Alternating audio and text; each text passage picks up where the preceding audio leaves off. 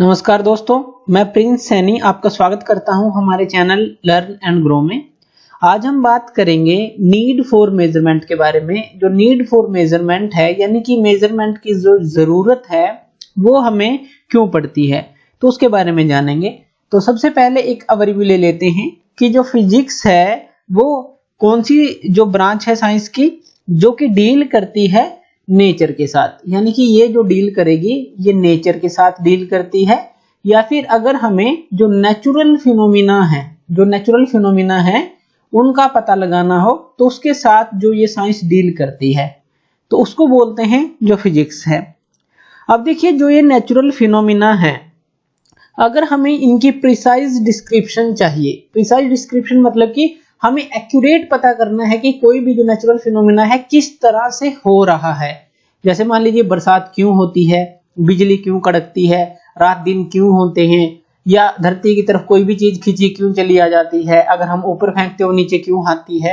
इस तरह के जो नेचुरल फिनोमिना है तो उनको बताने के लिए हमारे पास सटीक कुछ डिस्क्रिप्शन होनी चाहिए, जिसको आप कह सकते हैं कि कुछ क्वांटिटी जो है वो आपके पास होनी चाहिए जो कि जरूरी है किसी भी चीज की मेजरमेंट करने के लिए। तो मेजरमेंट ऑफ डिस्टेंस, टाइम और मास अगर आप कहें तो वो इसेंशियल है, यानी कि वो जरूरी है। अब हमने ये टर्म क्यों ली है, इस तरह की काफी सारी टर्म जो हैं वो जरूरी होती हैं। इसके अंदर हम एक एग्जांपल लेते हैं। मान लीजिए ये सरफेस है, अर्थ का सरफेस है, कोई भी जगह है, और यहां से जो है आप किसी चीज को ऊपर फेंकते हैं। मान लीजिए आपने इस तरह से ऊपर फेंकी और ये जो है फिर नीचे आती है। यहां आपने ऊपर फेंकी तो ये नीचे की तरफ आती है। अब कोई भी बॉडी है, जैसे ये यहाँ पे नीचे आ रही है, तो इसकी हमें क्या क्या चीजें जो हैं, अगर हम कहें कि क्या क्या मेजरमेंट की हमें जरूरत है, कि जो बॉडी है उसका मास कितना है ये हमें पता होना चाहिए। जैसे मास पता होना चाहिए, जो बॉडी है कहां तक गई और कहां से ये वापस आ रही है, यानी कि जो डिस्टेंस है वो हमें पता होना चाहिए। तो मास उसका पता होना चाहिए, डिस्टेंस पता होना चाहिए, और जो हमारा टाइम है इस पॉइंट से लेकर इस पॉइंट तक जाने में कितना लगा, या फिर इस पॉइंट से लेकर इस पॉइंट तक वापस आने में कितना लगा, जो टाइम है। तो इस तरह से अगर आप बात करें, एक जनरल सा एग्जांपल हमने लिया है कि जो फ्री फॉल बॉडी है, यानी कि जो इस तरह की कोई बॉडी है वो अर्थ के सरफेस की तरफ आ रही है, तो इसके नेचुरल फिनोमिना को समझने के लिए कि ये बॉडी जो है क्यों फॉल कर रही है, हमें कुछ चीजें पता करनी होंगी। सबसे पहले तो वेलोसिटी क्या है, जैसे कि ये हमने बात की मास, टाइम, डिस्टेंस। इसी तरह से जो वेलोसिटी है इसकी क्या है कि ये अर्थ की तरफ आ रही है। जो वेलोसिटी है उसकी क्या वो कांस्टेंट है, क्या जो टाइम इसके द्वारा जो लिया गया है वो कितना टाइम है, और ये टाइम जो है ये कितना मास है कि उस मास को इस सरफेस तक आने में कितना टाइम लगेगा। तो मास ऑफ द बॉडी कितना है, हाइट ऑफ द जो बॉडी है वो हमें पता होनी चाहिए, यानी कि यहाँ से डिस्टेंस वगैरह हमें सब पता होना चाहिए। तो इस तरह की काफी सारी चीजें हैं जो हमें पता होनी चाहिए, एसेंशियल हैं ये पता लगाने के लिए। अगर हम ये जानना चाहते हैं कि नेचुरल फिनोमिना क्या है, कि ये नीचे की तरफ आ रही है, तो सारी चीजें लगभग हमें पता होनी चाहिए। इसी तरह से अगर आप और एग्जांपल भी ले लें तो, या फिर कोई भी फिजिकल सिचुएशन ले लें, तो हमें जरूरत पड़ती है मेजरमेंट की। इस तरह की जो मेजरमेंट है वो हमें जरूरत पड़ती ही पड़ती है। डेली लाइफ में आप देख सकते हैं कि टाइम के अकॉर्डिंग आप जब कहीं जा रहे हैं तो डिस्टेंस को मेजर करते हैं कि कितने टाइम में कितना डिस्टेंस कवर कर लिया है हमने, कितनी वेलोसिटी है हमारी गाड़ी की, कितनी स्पीड है। तो इस तरह से डेली जो है आपको इनकी जरूरत पड़ती ही पड़ती है, कोई भी फिजिकल सिचुएशन हो। अब इसके अंदर हम दो एग्जांपल और ले लेते हैं। अब ये तो हमने बात की इस तरह की एक बॉडी जो है ऊपर से नीचे की तरफ गिर रही है। दूसरी बात कर लेते हैं, जैसे घरों के अंदर आप बल्ब जलाते हैं, तो बल्ब क्या है, एनर्जी को कंज्यूम करता है। तो कितनी एनर्जी कंज्यूम करता है ये हमें पता होना चाहिए। क्यों? क्योंकि ये हमें जो है इसके पैसे जो है हम आपको देने पड़ते हैं, जो मीटर के अंदर रीडिंग आती है वो देने पड़ते हैं। तो मीटर के थ्रू जो है उसकी मेजरमेंट की जाती है। तो मेजरमेंट ऑफ एनर्जी क्या है, जरूरी है।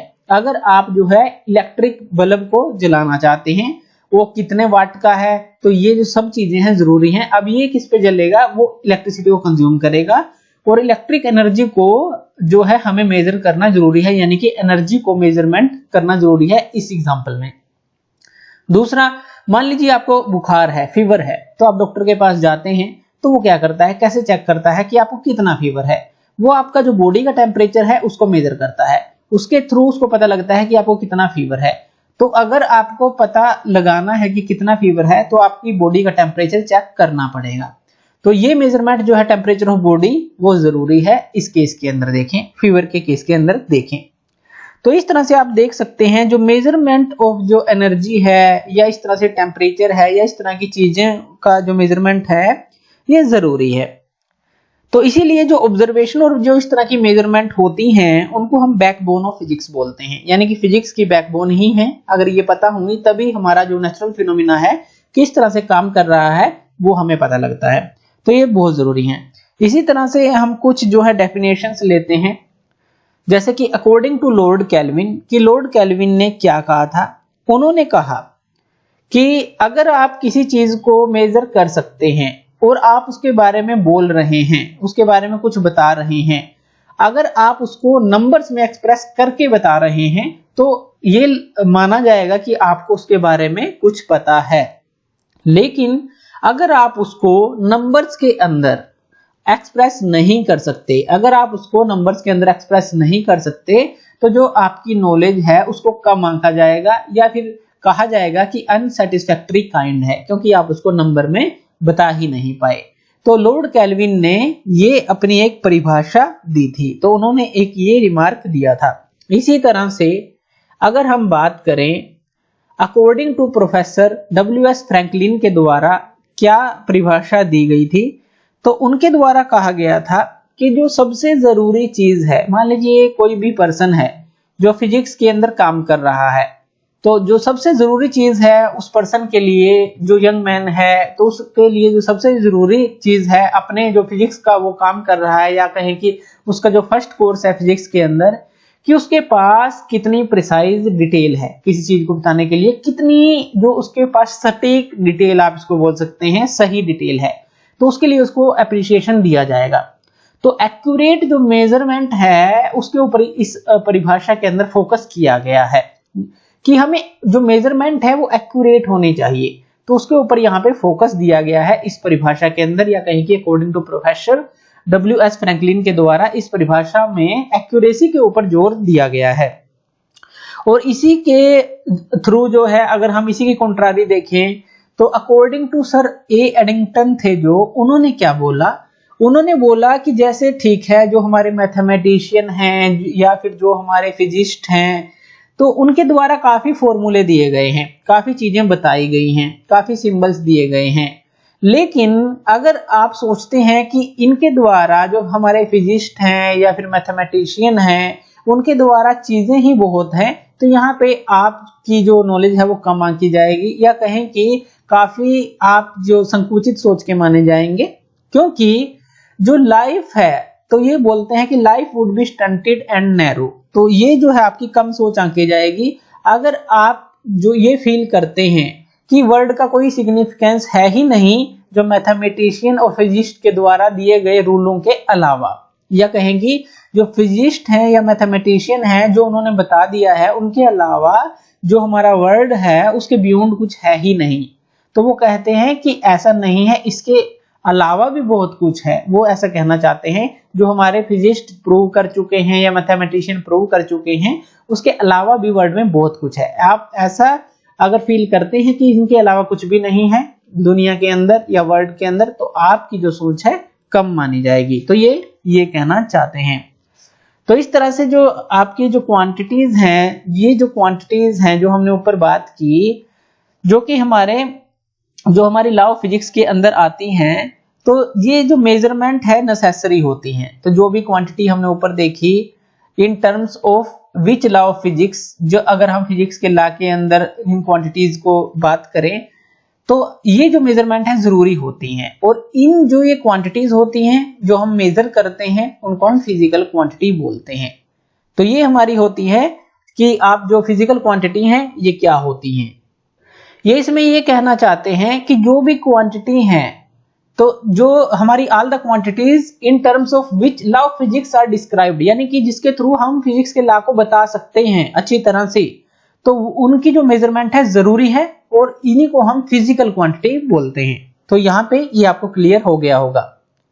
उसके बाद बात कर लेते हैं मेजरिंग प्रोसेस के बारे में। जो मेजरिंग प्रोसेस है वो क्या होती है? जो प्रोसेस ऑफ मेजरमेंट है ये हमारा बेसिकली आप इसको प्रोसेस ऑफ कंपैरिजन बोल सकते हैं। अब ये जो कंपैरिजन वर्ड आया है ये क्या है? कंपैरिजन यानी कि इसके अंदर आपको क्या करना है, आपको एक जो है स्टैंडर्ड आपके पास होगा। स्टैंडर्ड, मान लीजिए मेरे पास इस तरह का ब्लॉक है और ये स्टैंडर्ड है। इस स्टैंडर्ड का क्या मतलब है, इसको हम ऐसे नोट कर देते हैं कि ये हर जगह वैलिड होगा, ये जो स्टैंडर्ड है। अब मान लीजिए ये जो स्टैंडर्ड है इसकी हाइट जो है मान लीजिए 1 है। तो अगर आप किसी चीज को मापना चाहते हैं, अब मान लीजिए कोई दूसरी चीज है इतनी बड़ी है और इस स्टैंडर्ड के साथ आप इसको मापते हैं, मान लीजिए आपने यहां तक मापा तो यहां तक ये जो 1 होगा। तो ये क्या है, आपने किस तरह से मापी इसकी हाइट जो है, तो इसी तरह से इसको जो है इसी तरह के स्टैंडर्ड इसके ऊपर रख देंगे। मान लीजिए एक और स्टैंडर्ड सेम आपने ऐसा ले लिया, तो यहां तक की अगर आप इसकी हाइट देखेंगे, मान लीजिए इतना बड़ा ऑब्जेक्ट है तो यहां तक जो टोटल हाइट होगी कितनी होगी इसकी 2 होगी, क्योंकि ये 1 है और ये भी 1 है। तो आपने क्या किया, इस हाइट को कंपेयर किया जो कि स्टैंडर्ड था उसके साथ कंपेयर किया। तो इसलिए इसको बोला गया है कि जो मेजरमेंट है बेसिकली वो कंपैरिजन की प्रोसेस है। इसके अंदर हम कंपेयर करते हैं, एक जो आपके पास अननोन क्वांटिटी है और एक आपके पास नोन क्वांटिटी है। नोन यानी कि इसकी वैल्यू आपको पता है, इसकी वैल्यू नहीं पता, इसको जो है आप मापना चाहते हैं, तो नोन क्वांटिटी से जिसको हम स्टैंडर्ड बोलते हैं उससे इसका कंपैरिजन करेंगे, यानी कि इसको इसके साथ मिलाएंगे और देख लेंगे कितनी हाइट है या कितनी लेंथ है। जैसे कि आप वर्कशॉप के अंदर स्टील रूल का यूज करते हैं लेंथ को मापने के लिए या हाइट को मापने के लिए, तो वो जो है एक तरह का स्टैंडर्ड है जिससे आप किसी भी चीज को मापते हैं। जैसे कपड़ा मापते हैं मीटर के अंदर, तो उसमें एक रोड होती है जिसके थ्रू आप मापते हैं या इंची टेप के थ्रू आप मापते हैं। तो ये प्रोसेस ऑफ कंपैरिजन है। अब इसके अंदर होता क्या है, इसके अंदर एक यूनिट होती है मेजरमेंट की, और आप क्या करते हैं, यूनिट यानी कि एक मीटर, जैसे कि मीटर जो है यूनिट होगी, इसी तरह से और कोई यूनिट भी हो सकती है, सेंटीमीटर हो सकती है। मान लीजिए यहाँ मीटर है तो मीटर जो है यूनिट है। तो ये क्या है, इसके अंदर आपके पास एक यूनिट ऑफ मेजरमेंट होगी कि आप किस में माप रहे हैं, मीटर में, सेंटीमीटर में, फुट में, किस में माप रहे हैं, तो वो यूनिट होगी। और जो कंपेयरिंग जो क्वांटिटी आप करेंगे, यानी कि मान लीजिए ये जो है ये क्वांटिटी आपको कंपेयर करनी है किसके साथ, स्टैंडर्ड के साथ करेंगे, तो आपको स्टैंडर्ड यूनिट के साथ उसको कंपेयर करना पड़ेगा। और जो स्टैंडर्ड है ये किस तरह से चूज किया जाता है, ये हमारा सेम नेचर का होता है जो कि हमारी क्वांटिटी मेजर करनी होती है। यानी कि अगर आप लेंथ मापना चाहते हैं, हाइट मापना चाहते हैं, तो उसी तरह का इसका नेचर होगा। यानी कि मीटर में मापना चाहते हैं या लेंथ में मापना चाहते हैं, हाइट में मापना चाहते हैं, सेंटीमीटर में, मीटर में, सेंटीमीटर में, इस किलोमीटर में, उसी तरह के नेचर का ये स्टैंडर्ड आप चूज करेंगे जिस तरह की चीज आपको मापनी है। जैसे ये तो मीटर सेंटीमीटर में हो गया इस तरह की लेंथ या हाइट। अगर आपको दूध मापना है तो वो आप कैसे मापेंगे, वो तो आप लीटर में मापेंगे, तो उसके लिए जो है लीटर का जो यूनिट है वो यूज होगा, तो स्टैंडर्ड आप लीटर चूज करेंगे। तो इस तरह से जो है अलग अलग तरह का जो स्टैंडर्ड है आपको चूजन करना पड़ता है जिस तरह की क्वांटिटी आपको मापनी है। तो इसमें ये कहा गया है। अब इसके अंदर देखिए, अगर आप बात करें कि जो हमारा चूजन स्टैंडर्ड है मेजरमेंट का, जो हमने अभी बात की, किसी भी क्वांटिटी का जो कि जरूरी है, सेम नेचर का होना जरूरी है, जैसे कि हमने यहाँ पे बात की, और इसी जो सेम नेचर का जो ये स्टैंडर्ड होगा हम जो चूज करेंगे इसको हम यूनिट ऑफ द क्वांटिटी बोलेंगे। यानी कि जो चूजन स्टैंडर्ड है मेजरमेंट का, कि आपने लीटर लिया तो वो जो है यूनिट है क्वांटिटी की, मीटर लिया तो वो भी यूनिट है क्वांटिटी की, तो इस तरह से वो जो है उसको हम बोलेंगे यूनिट ऑफ द क्वांटिटी। तो उसको बोला जाता है यूनिट ऑफ द क्वांटिटी, उसको बोला जाता है। अब देखिए, कोई भी आप कंपेयर करते हैं, जैसे कि हमने यहाँ पे कंपेयर करके देखा, स्टैंडर्ड यूनिट के साथ हम उसको कंपेयर करते हैं, हमने ये भी देखा। तो हम ये देखते हैं कि कितने नंबर ऑफ टाइम ये जो है, ये जो स्टैंडर्ड जो हमारा है, कितने नंबर ऑफ टाइम जो है इसके है। यानी कि जैसे यहाँ आपने 2 यूज किए तो आपका 2 मीटर आ गया। अगर यहाँ पे 3 यूज होते, 3 बार ये यूज होता तो 3 मीटर आ जाता। तो इस तरह से जो है आप कहते हैं कि कितनी बार आप इसको यूज करेंगे उसके ऊपर ये डिपेंड करता है। तो इसके अंदर आप एक एग्जांपल ले सकते हैं। तो इसके अंदर हम एक एग्जांपल लेते हैं, जब भी आप क्वांटिटी को कंपेयर करेंगे स्टैंडर्ड यूनिट के साथ, हमें जो है number of times this unit के यानी कि इस यूनिट के नंबर ऑफ टाइम्स जो है मापने पड़ेंगे या कहीं की फाइंड आउट करने पड़ेंगे, जो कि ये अननोन क्वांटिटी है उसके बराबर होगा। तो हम इसको जो है टोटल कर लेंगे और हमारा जो है पूरा इसकी वैल्यू आ जाएगी। मान लीजिए आपके पास एक लाइन ए बी है। अब यहाँ पे जो है आपके पास एक लाइन ए बी है, आप इसको मापना चाहते हैं। मान लीजिए ये लाइन है और आपके पास एक 1 मीटर की रोड है। मान लीजिए इस तरह की 1 मीटर की रोड है आपके पास, इस तरह की, जो ये है 1 मीटर की है। तो 1 मीटर आपने यहाँ पे लगाया, फिर जो है 1 मीटर आपने यहाँ पे लगाया, इसके आगे यहाँ तक आ गई, और फिर जो है फिर आपने 1 मीटर लगाया। इसको आप कितनी बार, इस रोड को, एक ही रोड है, इसको आगे आगे आप लगा रहे हैं, फिर आपने लगाया, यानी कि पूरा यहां तक आप ले आए। अब ये कितनी बार यूज हुई, 1 2 3 4, यानी कि ये जो टोटल होगा हमारा, ये जो टोटल होगा ये कितना होगा, ये हमारा टोटल कितना होगा 4 मीटर। तो ये हमारा हो जाएगा 4 मीटर, क्योंकि 1 मीटर यहां तक, फिर ये 2 मीटर, फिर ये 3 मीटर, ये 4। आपने इसको 4 बार यूज किया, जो 1 मीटर की रोड थी, जैसे कपड़ा मापते हैं, तो 4 मीटर ये हो जाएगा। तो इस तरह से आप कह सकते हैं कि जो AB की लेंथ है वो 4 मीटर होगी। अगर ये 3 बार यूज होता तो 3 मीटर होती, 2 बार यूज होता तो 2 मीटर होती, अगर एक ही बार ये पूरा जाता है तो 1 मीटर होती। तो आप कह सकते हैं जो मैग्नीट्यूड है क्वांटिटी का, अब आप इसको जो है एक फॉर्मूले के अंदर हम इसको लिख लेते हैं कि जो मैग्नीट्यूड है क्वांटिटी का, अगर आप इसको बोल दें मैग्नीट्यूड ऑफ क्वांटिटी Q बोल दें, जो Q है वो हमारा होता है न्यूमेरिकल वैल्यू के बराबर। न्यूमेरिकल वैल्यू, इसको आप लिख लीजिए, ये जो फॉर्मूला है न्यूमेरिकल वैल्यू, और इनटू इसके मल्टीप्लाई में क्या होता है, size of its unit, size of its unit. तो ये जो है इसका फॉर्मूला होता है। तो numerical value into size of its unit जो है इसका फॉर्मूला होता है।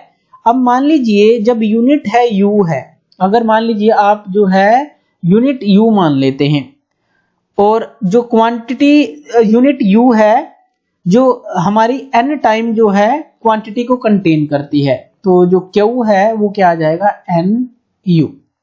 तो यहाँ पे क्या है, यूनिट जो है U है, ये जो U है ये यूनिट है, तो ये यूनिट रहेगी, और जो ये n है, ये जो n है ये क्या है, जो हमारी क्वांटिटी है। यानी कि जैसे यहाँ 4 था, ये तो है हमारी क्वांटिटी, और मीटर था, ये है हमारी यूनिट। तो ये है यूनिट, और कितनी बार इस 1 मीटर की रोड को यूज किया गया, 4 बार, यानी कि ये क्या है क्वांटिटी, उसकी मात्रा, कितनी बार आपने यूज किया। तो क्वांटिटी 4 और मीटर जो है यूनिट, या आप सीधा लिख सकते हैं Q equal to NU। N क्या है क्वांटिटी, और या नंबर ऑफ टाइम्स जो है क्वांटिटी जो है, और ये जो है U है। अब इसी तरह से आप देख सकते हैं जो मैग्नीट्यूड है क्वांटिटी का वो हमेशा सेम रहता है। सेम कैसे रहता है ये भी हम देख लेते हैं। यानी कि अगर आप Q को ऐसा लिखना चाहें, N1U1 इक्वल टू N2U2, इस तरह से मान लीजिए आप लिखते हैं, ये तो NU है, तो यहाँ पे N1U1 इक्वल टू N2U2 आपने लिख लिया। अब इसका क्या मतलब है कि जो मैग्नीट्यूड ऑफ क्वांटिटी है वो हमेशा सेम रहता है। इसका क्या मतलब है कि जो यहाँ पे देखिए U1 और U2 है, ये तो हमारी यूनिट्स ऑफ मेजरमेंट है, जो U1 है U2 है, यूनिट यानी कि जो ये यहाँ था मीटर, तो मीटर या लीटर कुछ भी होगा, तो ये मीटर है क्योंकि यूनिट ऑफ जो है मेजरमेंट है। और जो N1 N2 है वो न्यूमेरिकल वैल्यू है। N1 N2 क्या है, न्यूमेरिकल वैल्यू है, यानी कि जैसे कि 4 है 3 है कुछ भी होगा, तो इस तरह से हमने ये बराबर लिख दिए। अब यहाँ पे ये क्या कहना चाहता है कि मैग्नीट्यूड ऑफ क्वांटिटी सेम रहता है। इसका मतलब है कि अगर मान लीजिए U1 ग्रेटर देन U2 हो जाए, यहाँ पे U1 जो है ये इससे बड़ा हो जाए U2 से, तो यहाँ पे जो N2 है खुद ब खुद जो है छोटा हो जाएगा N1 से। इसको समझिए, अच्छी तरह से समझिए। मान लीजिए यहाँ पे आप N1 को 2 लिख देते हैं और U1 जो है मान लीजिए 7 लिख देते हैं, तो मल्टीप्लाई में है, वैसे जनरल सा एग्जांपल है। तो N1 यहाँ 2 है, U1 7 है, यहाँ पे N2 क्या हो जाएगा 7 हो जाएगा, U1 2 हो जाएगा, क्योंकि है तो ये बराबर, 2 सत्ते 14 भी होता है, 7 दूनी भी 14 होता है, यानी कि 14 होता है। तो यहाँ पे देखिए अगर U1 बड़ा है U2 से, U1 यहाँ पे 7 है, U2 यहाँ पे 2 है, यानी कि U1 बड़ा है।